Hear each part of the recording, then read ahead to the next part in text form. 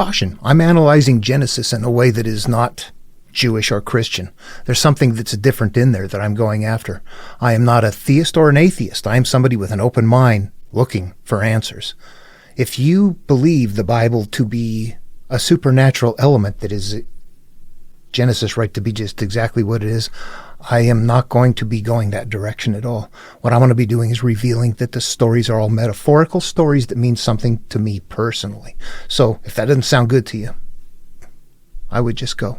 This video is a reach out to my viewers and to any other people that catch on to it that is a seeker looking for truth. Do you see patterns in material from antiquity across the board? I'm on that. I know exactly what it is. I'm there. I need help. I want to demonstrate it. It's very hard to see. It's very big. It takes so much time. And I've been independently researching this for years now. And finally, I'm just hooking into, it's like it's been this gradual hooking in little bit. And suddenly it's like, okay. I just opened up, oh my gosh. But there's more things going on in Genesis that meets the eye, a numbering system. What I want to do is demonstrate what is going on in Genesis. But what I want to say, first of all, is that in a nutshell, we're born, we come about, we live life, we have life experiences. There's a point where we might want to turn inward and heal ourselves because we don't feel good. If you're the person that goes, yeah, life sucks, I don't like it, and what can I do? What can I do? That's what my life was like. And this is what I found. If I were to look at the template, I come about and I move along, and this is the part where the world needs to be destroyed, and the Nephilim, the giants, the corrupt inner self, all that sort of stuff. This represents the part of our life where we're, what the hell? This is where we got our own high rend going on upstairs that just doesn't stop. But yeah. Okay. There's a way through it. And you know what? I did it and it changed my life. So what is in here is a pathway that shows me how I came about, and if I want to heal, how I turn inward to heal myself. That is what is nested in all, that's what that pattern is. Frankly, if you're looking at these, that Nephilim point right there, what are these creatures on the earth that are, what they were of old and they're still around today that, oh yeah, what is that?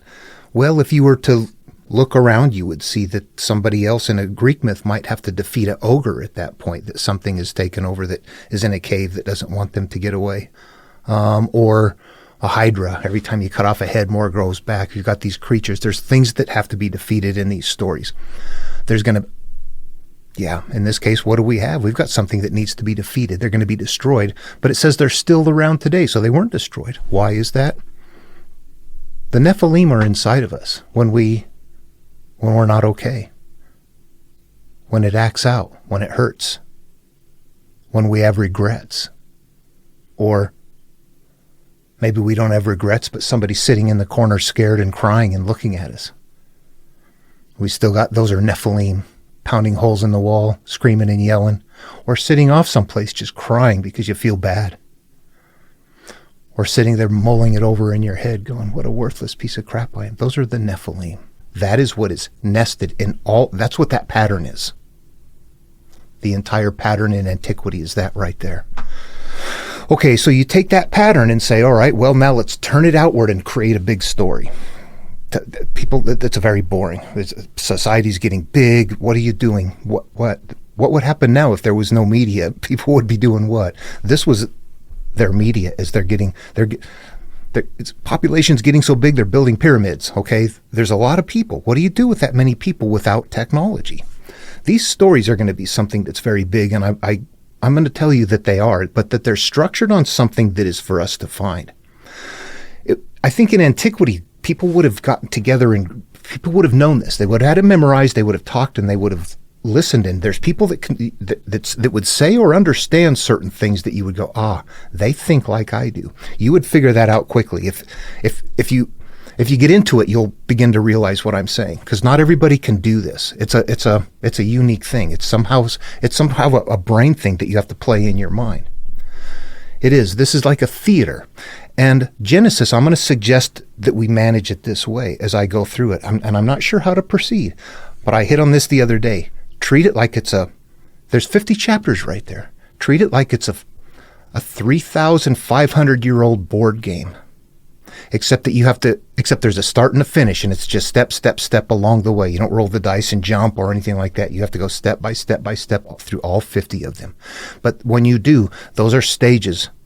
They're teachings for me. And there's a couple of blocks in there of tools, numbering blocks that I need for other things. Why do those numbers show up in the Bible frequently over and over again? They're derived from here, and there's a reason for them. And there's a network and a grid that shows how they can be collected and how they cross-reference each other. It becomes big, and if we had it memorized, we could talk about this, but we don't. So I have to use the computer and show you. The only way if I say Noah's name is said 41 times in Genesis, you would go, oh, maybe not, I don't know. We go to the computer and look, you go, okay, yeah, I see that. So I'll be using the computer to do that. We're going to be making counts, because that's how they were passing the code. If they had it memorized, how do you pass along a code in a story? They're better off I just read it. This is from the NRSV. And on the seventh day, God finished the work that he had done, and he rested on the seventh day from all the work that he had done. So God blessed the seventh day and hallowed it. You see, seventh day is said 3 times right there in a way that, honestly, it sounds kind of cumbersome. Okay, and if you read the first creation story and the second creation story, put them side by side, read each one of them very carefully. It should sound like they're completely different authors. They do not sound the same. We're going to find that style variation throughout Genesis. I'm going to contend Genesis was smaller at one time and then was added to, but we can only see it through this kind of an analysis. And from there, we start the 3-7 grid, and it begins to collect up other numbers from there. So there's a process to figure this out if we had it up here and we knew what to do. If we don't know what to do, we'll carry it like it's a story. We'll use it in a different way. But that's fine. That's fine. Go ahead and use it that way. But there's something inside of it. That template is there, that human life template. And I want to demonstrate that. In Genesis, it becomes something that is, that's an important one for me, because those number blocks are there. It's Adam's analog farm, a Shem or Terah analog farm, and the Sodom, where it says, the righteous and 50, would you destroy it for the sake of 50 righteous, and yes, no, yes, no, yes, no. This whole thing is going on, and it didn't matter anyway if you read through it. The city was bad, it was going to get destroyed. After that happened, it was bad and it got destroyed. So this is just a chunk of something in here that you go, what is that? I'm going to contend that was added in later. I think the Bible or Genesis was originally a smaller book, and then it had things added into it. And you can see different writing styles as well. Just go read the first creation story and the second creation story. Put them side by side and read them. Not the same style at all. Different authors, different times, different something. Okay, it's been added too, but you begin to recognize these things as you go through it. Now, I want to go through Genesis and show how that works, but I'm unsure how to proceed. I'm not quite... I would like people to ask me questions and say, what can you tell me about this? Or what about that? Or I don't understand this. It will help me get into it. I see so much, and I'm throwing it all out there and waiting for people to bite into it, and nobody is. And it's like, I'm unsure what to do if I'm being effective at all, or whether I should even worry about it and just keep putting this stuff out anyway, that sometimes somebody's going to come along that needs it, that will understand it. Hopefully. I don't know that there's not very much interest in it. There is not at all. You can see that. But even then, I don't know. There's just no one to engage with. It's critical to do this. I'm not sure how to proceed, but I think we can treat it in a certain way mentally. Now, I'm thinking of different ways of treating the material as we go through it that'll help us hook into it and go through it better if we treat it like a board game or just think of it in that way. It's really like if you were in a Greek myth going from island to island to island, that would represent going from place to place on the path. Struggle to leave the island of the women behind represents the struggle to leave your past behind. Having Phineas's food getting defiled daily represents the cyclical pain. The sailing through the clashing rocks, that's going through the crossing of the threshold. But you can see they're moving along from place to place. It's like island hopping, and each island is the next step in your path. I struggle to leave the past, got to go through it's going to sequence in a certain way like that. And they all do that, but they do different things. You might cross the Red Sea instead of the clashing rocks. What are they? You don't look for what's different in those. You look for what's the same. You look for the concept. What's the struggle to leave the past there? Pharaoh says you can go. No, you can't. You can go. No, you can't. You can go. No, you can't. What about the cyclical pain? Plagues happening. You finally get away. You finally do escape. It's a struggle to leave. And yeah, the elements are there if you understand the concepts of them. And that's what it is. It's a conceptual understanding that reveals what it is. You're going through something that's hard to go through. Okay, and that's up here. Think about it. Turn inward. Yeah, the people that lash out the hardest, they're the ones that have the biggest walls up. Well, anyway, get back to Genesis here. I want to show how that works, how it plays out, how it converts, and how this plays out in the mind. I think that that's been lost. I think that it's known in the background. I don't have anybody to talk to. I don't have anybody that can understand it with me. So before I get into Genesis and start getting more detailed, I wanted to ask people to please, if you had any ideas or thoughts or questions, really, not thoughts. I know what I'm doing. I don't want anybody to direct me. I can tell when people are supplying or trying to block it very instantly. So if you have something to supply, fine. If not, then yeah. But if you have questions, if you're looking at this going, whoa, wait a minute, I see something, I wonder about this or I wonder about that, boy, that would be helpful to me, actually. I'd be like, oh, okay, yeah, there's some way to, this bridge of comprehension between me and someone else or something like that. It's really hard. I haven't quite found that yet. Actually, with one person, we talk off anyway. We're all at different stages, though, different places along our path. And this is an inner path to healing. But it's an inner path back to our original source, too. So it's like, boy, I want to know what this is. So this video is just that, then, really a request to anybody that's watching this to please ask questions or, somehow say, this is good, I like this part, I don't like that, I prefer this, or somehow something that's helpful or whatever, I don't know. The important thing, honestly, for me, I need to focus on Genesis. It has those 3 blocks in there. I want you to know those are critical. The analog farms, the 3 analog farms are critical to understand it. I don't have it completely figured out. But I have it figured out enough to realize what they're doing and that there's some number sequencing. That pattern, that life pattern, we know what that is. The numbers they're creating are going to parallel that. When we're pure as children, that's also going to be 7 and 3 and 40. It's going to be numbers are going to be used to represent stages along the way. So when we're 40 years old, or if we have 7 sons and 3 daughters, like in Job's case, that represents that idea of what Adam and Eve in the Garden of Eden, and what in the parallel creation story, day 7 was said 3 times. That's how they're encoding it. But 7 is said 3 times right there in a way that is unnecessary. It's there because it's meant to tell you something. This is 7 and this is 3.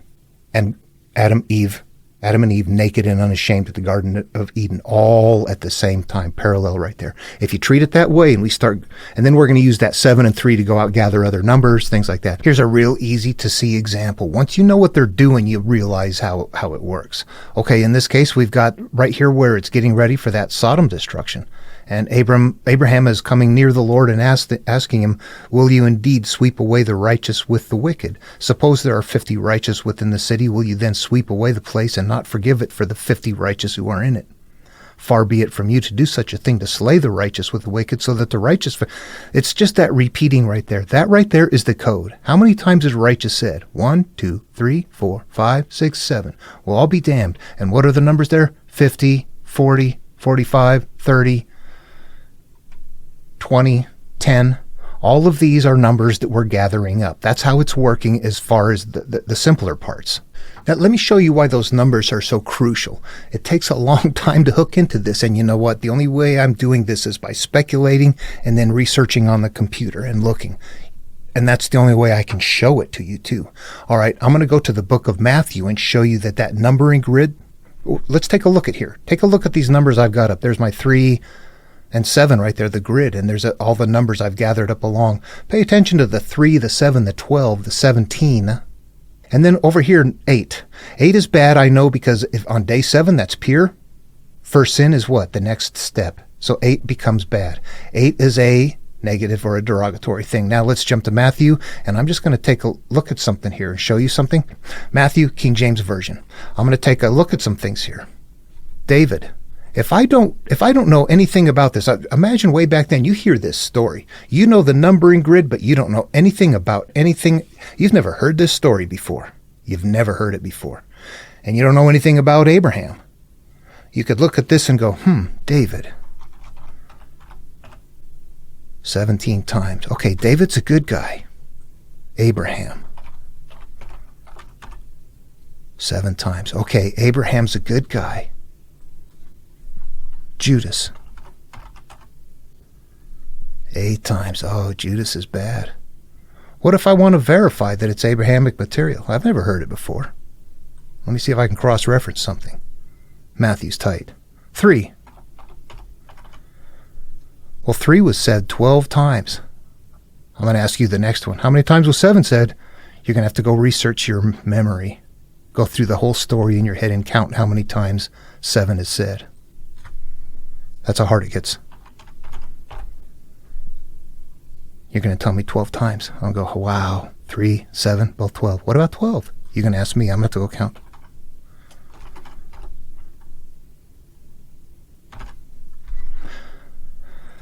Yeah, okay, 12, 12. It looks all like it's good to me. You know what? What is that? What's going on? That's what I'm tracking down. You see it? Demonstrable. And you can clearly see that has nothing to do with numerology or anything else. Trigonometry, matching up this. 3 means the divine unity of, whatever, all that kind of stuff. It's none of that kind of stuff at all. You don't have to make up anything. You just look at this and go, I'm a little kid 3,500 years ago with this memorized, and they've made it so I have access to it. I don't go to school. I can't read, I can't write, but I'm smart. I've got it memorized. How do you do it? Count. But at the same time, those numbers are gathered, we're going on a life cycle that is not that way. I am Adam and Eve, my pure self. I am Cain and Abel. I divide. My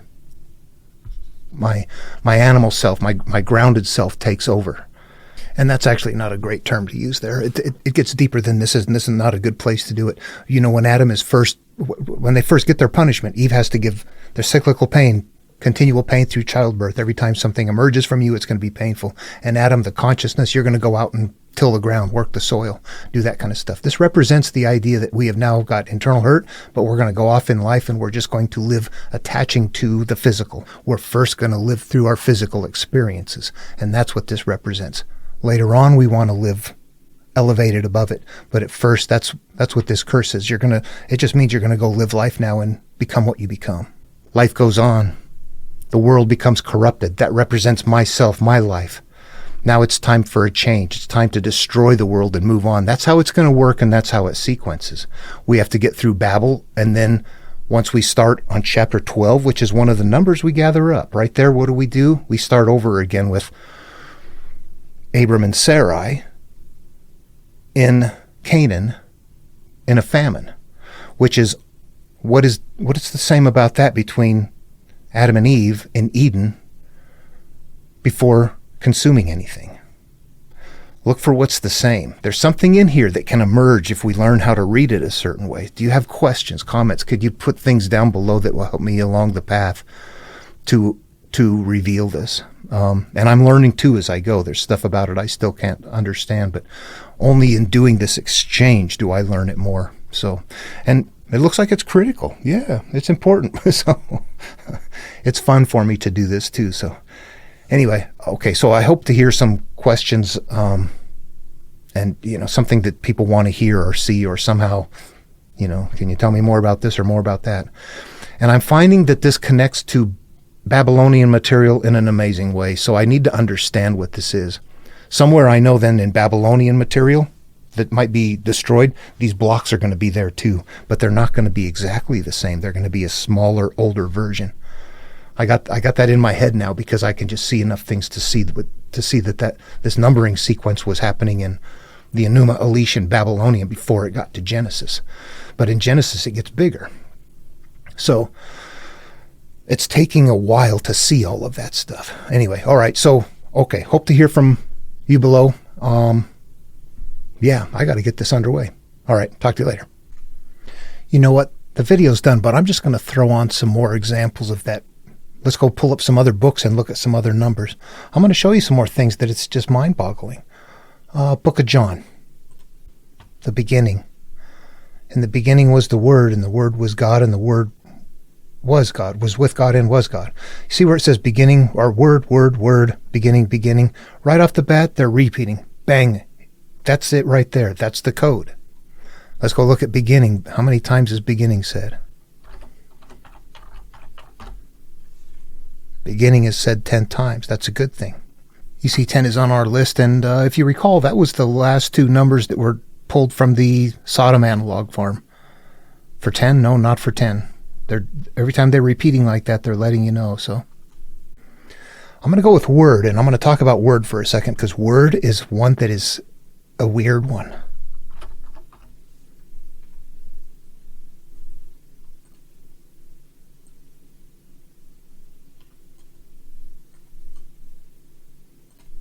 Okay. Two of them are sword. Okay, all these are word. 41 times word is said. Does that sound odd? Take a look at this list. These are what I'm finding so far. I can't quite put my finger on it. Marduk in the Enuma Elish, the called hero, is said 40. Marduk is repeated 41 times in the Enuma Elish. Noah is repeated 41 times in Genesis. Word is repeated 41 times in John. Christ is repeated 41 times in Galatians. Okay, just fun facts to know and tell. What does it mean, if anything? All right, let's go back to John and try some more. See where it says light down here? I know by now that the repeats are code. I don't even think about it anymore. I just go jump on it. So I'm going to go over here and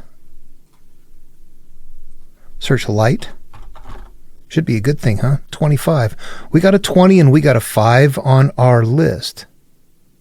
What else do we have here? How about world? I see world repeated twice there.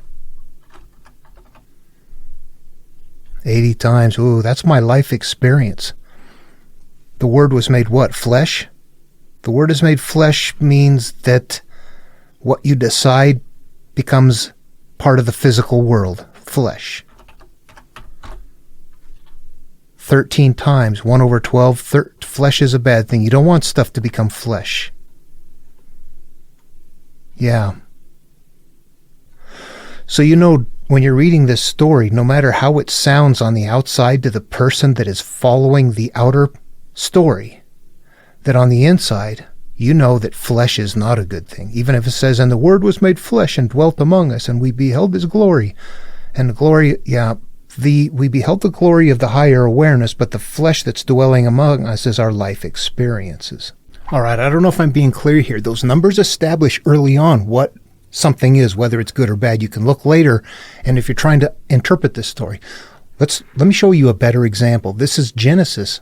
Noah, after the flood, what? He got naked. He got drunk, and he got naked and was in his tent, and his sons had to cover up his nakedness. What is that about? If you don't interpret it, it's just what I said right there. Yeah, it's just what I said. If you do interpret it, that means that the words are analogs, and nakedness means something different than physical. It's a spiritual nakedness. What does nakedness mean? Is it a good thing or a bad thing? Let's go ahead and pull up. Okay, so you can see here it's in chapter 9. God told to go multiply and all that kind of stuff, gives them all their instructions. And so they get out of the boat, and Noah began to be a husbandman, and he planted a vineyard and drank wine and was drunk. And they saw the nakedness. If I go over here and type nakedness into the search, nakedness is said 5 times, which tells me what? That tells me it's from the list of good things. This tells me nakedness is a preferred thing. It's a spiritual nakedness. It means I am no longer covered over with some kind of shame or pain or hurt or something like that. That's what the numbering system is going to help us do. And what else did we have there? It was the wine that he was drunk on. Is wine good or bad? Wine is repeated 12 times. Wine is a good thing. What is wine in a spiritual world? Wine makes you feel a certain way. When you are in the spiritual world and you drink wine, it's changing the way you feel. So he drank wine and became drunk. He was feeling good, and he was uncovered within his own tent. Yep. I planted a vineyard. Is vineyard good or bad? That's the only time it's there. Okay. So he planted a vineyard and he drank of the wine and was drunk and he was uncovered in his tent. Means that we went out the other side of a healing process. Yeah. Although it varies here and there, I see there's a lot going on there. All I can tell you is this.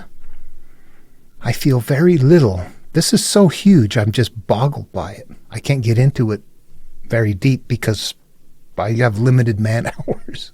I need help. All right, and hoping to find other people that can hook into it.